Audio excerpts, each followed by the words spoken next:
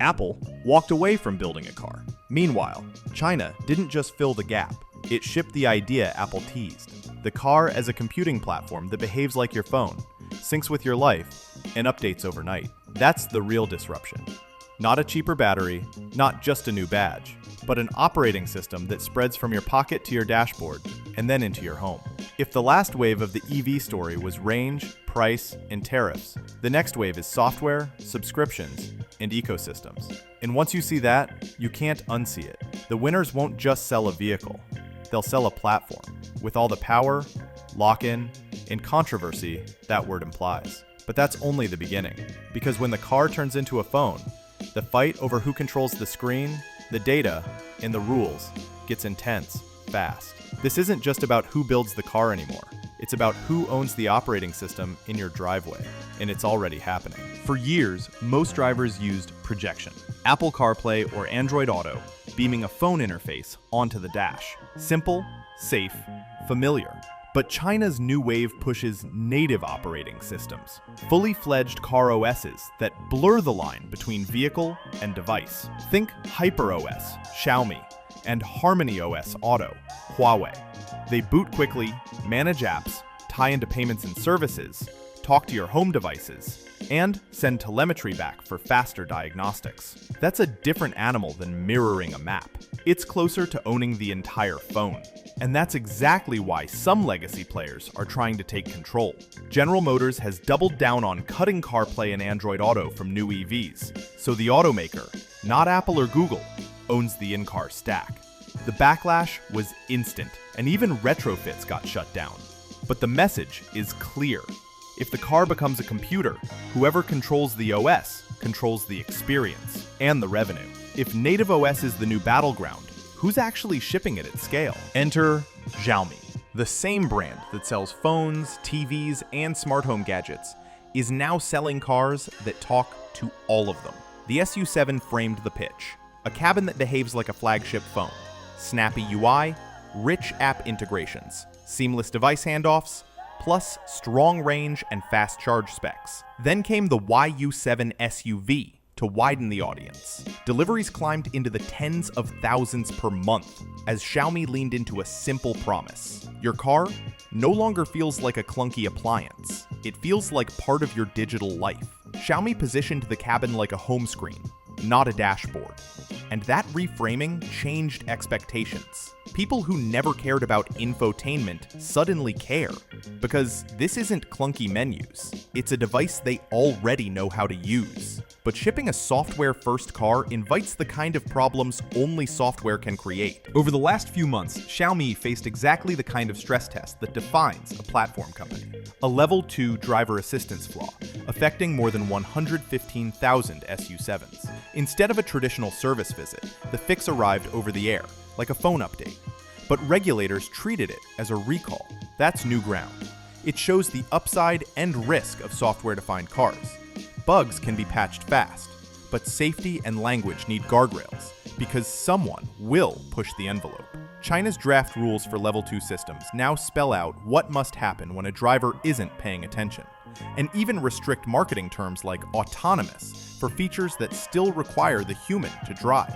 This is what platform maturity looks like. Guardrails, definitions, disclosures, and yes, accountability. If Xiaomi is the phone-to-car pioneer, Huawei is the scale play waiting in the wings. Huawei's Ito lineup runs HarmonyOS Auto, a software environment built to make the cabin feel like a premium device. Big screens, quick voice, tight app integrations, and increasingly competent driver assist. The new M7 triggered a frenzy of pre-orders. And it's not just one spec, it's the feeling that the car belongs to a larger ecosystem. Messaging, media, maps, payments, parking. It all slots into a system customers already use. HarmonyOS also benefits from Huawei's hardware muscle and retail reach. The subtext is obvious. If Western brands won't let Apple or Google own their screens, Huawei and Xiaomi will own theirs, and export that idea wherever rules allow. For the viewer at home, this isn't a fan war. It's a market reality. Phone makers are now car makers, and they iterate like software companies. But why can China's newcomers move this fast in the cabin? Follow the silicon, the feel of a modern cabin. instant touches, silky animations, split-screen video while parked, comes from consumer-style system-on-chips pushed into automotive. Platforms like Qualcomm Snapdragon 8295 give the Dash the kind of GPU, CPU overhead we expect from premium phones, not slow nav boxes. This matters because once compute is abundant, software teams can ship features that used to be impossible. Smarter voice, sharper maps, richer media apps, and faster handoffs between phone, home, and car. In China's market, analysts note a broader trend. Single-chip solutions pulling more of the cockpit and even some driver assist functions into one package. That lowers cost and eases development. And in a market where weeks matter, that's a competitive edge. Silicon makes it fast. Ecosystems make it sticky. Here's the part legacy brands struggle with. Bundles. A phone company can sell you a handset, a TV, a smart speaker, lights, a robot vacuum, and now a car under one account system. That enables delightful tricks. Approach the car and the UB key in your phone unlocks it. The cabin loads your profile, playlists, and route to tonight's dinner. The car pings your home AC to start cooling. Your package locker at the apartment recognizes the vehicle ID and opens for drop-off. Each small win is trivial alone. Together, they create a gravity well that keeps you in one universe. Companies like Neo already ship a dedicated Neo phone as a super key for the car. Xiaomi and Huawei don't even need a new device. Their phone base is massive. That's the lock-in logic that made smartphones unbeatable a decade ago, now ported into the driveway. But lock-in raises a hard question. Who makes the rules for the computer you drive? The US finalized a connected vehicles rule that can block the sale or import of certain hardware and software if it has a strong nexus to China or Russia, citing data security risks. Read that again, not a tariff, a technology rule. It targets the connective tissue of the car as phone, telematics modules, software stacks, and data flows. The point isn't to ban EVs, it's to control what enters the network. Europe is also escalating, pairing EV subsidy investigations and duties with a quieter debate about data sovereignty, where vehicle data is processed, which cloud it lives on, and who can access it. For companies shipping native OS platforms, these aren't minor compliance boxes. They're existential constraints that decide where a device car can be sold and how it must be redesigned. So how do phone-to-car players grow globally if the rules start gating software? Short term, the path is obvious. Dominate China, expand across markets that are friendlier to connected devices, and then localize for places with stricter rules. That means onshoring data, swapping suppliers, and sometimes stripping or swapping the brain of the car. Xiaomi has already telegraphed a staged Europe entry around 2027. Enough time to tune compliance, build retail, and train service networks. Meanwhile, Huawei's reach through retail partners gives it a base for software-heavy vehicles in select markets. The timeline is not guaranteed, but the direction is. In many regions, the fastest way to win share is not to fight head-to-head with entrenched legacy brands over engines and dealerships. It's to win over screen time and services, precisely what phone companies do best. Of course, software-first products live and die by updates, and that brings us back to responsibility. The beauty of a software-defined car is how fast it improves. A noisy lane keep? Clean it up in the next build. A freezing app? Patch it on Tuesday. Even a safety issue can be addressed OTA without dragging owners to a service bay.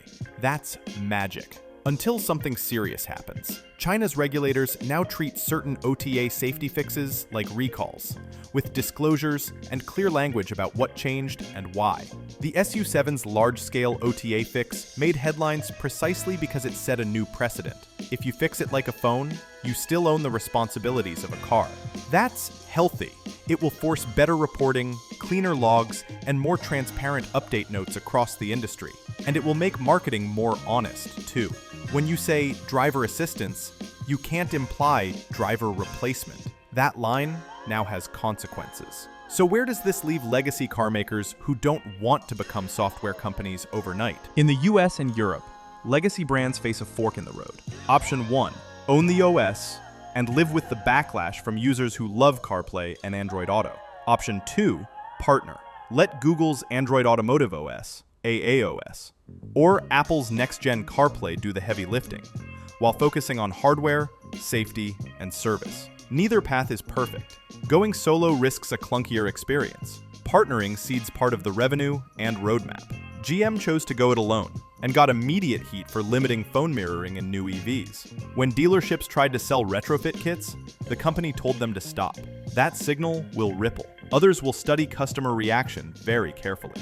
Meanwhile, Google is quietly building a multi-OEM base for AAOS, with Qualcomm supplying powerful cabin chips. If the car is turning into a computer, this looks a lot like the old PC versus Mac versus Chromebook argument. Only now the consequences drive at highway speeds. While strategies diverge, consumers judge the experience in seconds. What do they actually gain or lose? From the driver's seat, the appeal is simple. A native OS cabin feels fast and understands you. Voice commands work like your phone's assistant, the UI looks modern, and media flows across devices without fiddling. You get remote updates that add features you didn't pay for at purchase. Your phone can become the key. Your home reacts when you're on the way back. But there are trade-offs. Subscription creep is real. As more value shifts into software, automakers will be tempted to unbundle features, lock some behind monthly paywalls, and region-gate apps because of licensing. Then there's privacy. Cars collect movement, habits, contacts, and sometimes biometrics. Many people will accept this for convenience. Others will balk. The fair question now is not, do I like the screen, but do I trust the platform? That's harder to answer than how fast does it charge. And trust is not just a consumer feeling. Governments are now writing it into law. The US Connected Vehicles rule reframes the debate. Some connected hardware and software with a deep nexus to China or Russia may be barred from the US market. That's a security lens, not a trade lens. It asks where data flows, who can see it, and how updates are controlled. Even if a car is assembled locally, an off-limits component can disqualify it. Europe's version is softer, but converging. Tariffs on EVs exist, but the emerging watchpoint is data, storage location, cloud providers, and lawful access. For platform car makers, this can mean parallel software stacks by region, new data centers, different suppliers, and slower iteration. It won't stop the phone-to-car model. It will fragment it. The same brand might feel different in Berlin than in Bangkok, and audiences will notice. So what should we watch next to see who's really winning? Watch Ito M7 deliveries. If early pre-order heat turns into sustained monthly volume, HarmonyOS Auto is scaling on more than hype. Watch Xiaomi's YU7 ramp and the factory cadence behind it. That will tell you whether the company can keep service levels high while still shipping updates fast. Watch whether Europe signals clearer rules for connected vehicle data, which would unlock or delay Series 2027 plan. And watch how Western buyers react to vehicles that remove phone mirroring in favor of OEM OSs. Do they accept the trade for deeper native features, or do they demand CarPlay, Android Auto back? These are not footnotes. They're the levers that decide who gets the next million users. All that leads to one final question, maybe the only one that really matters. We used to compare cars by horsepower and 0 to 100 kilometers per hour. Then we added range, charge time, and price. Now we have to add something harder. Platform trust. A phone-to-car company promises convenience, speed, and constant improvement. It also asks for data, account lock-in, and patience when software stumbles. Regulators will tighten rules. Brands will adapt. Features will hop the border in some places and hit a wall in others. But the direction is set. Your next car won't just be a vehicle. It will be a device that lives alongside your phone and your home. That's exciting and a little unsettling, because it turns every trip into a software moment. So the real choice isn't just sedan versus SUV, or EV versus hybrid. It's which operating system you're willing to live with. And once you pick an ecosystem, the gravitational pull is strong. Choose carefully, because this time, the platform may outlast the car itself.